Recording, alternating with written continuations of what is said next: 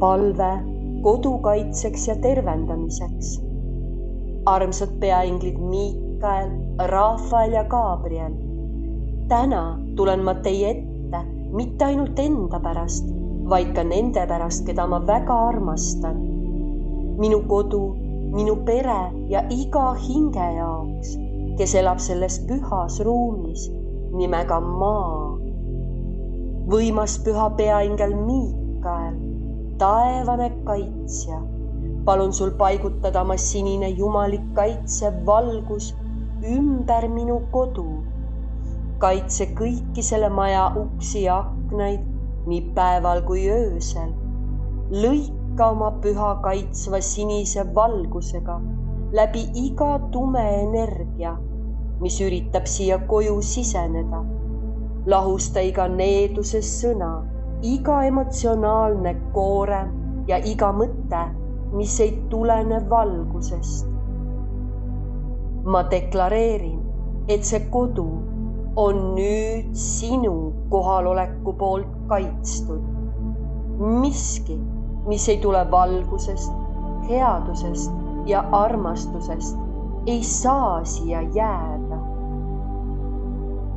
Võimas püha peaingel Rafael, taevalik tervendaja, kes sa sisened meie perekonna ajalukku. Palun tervenda oma rohelise tervendava püha valgusega kõik, mis meile ikka veel haiget teeb ja vabasta kõik see, mida veame möödunud põlvkondade tagant. Palun sulge konfliktid, mis on veel avatud nähtamatus. Taasta armastus seal, kus on ebaselgus ja vahemaa. Taasta andestus seal, kus oli kohtumõistmine. Taasta liit seal, kus oli eraldatud. Võimas püha peaingel Gabriel, taeva hääl, palun too oma sõna meile koju, inspireeri meie vestlusi ja pane meie sõnad ehitama, mitte lammutama. Et meie žestid lepitaksid, olgu meie kommunikatsioonid sillaks ja mitte seinaks.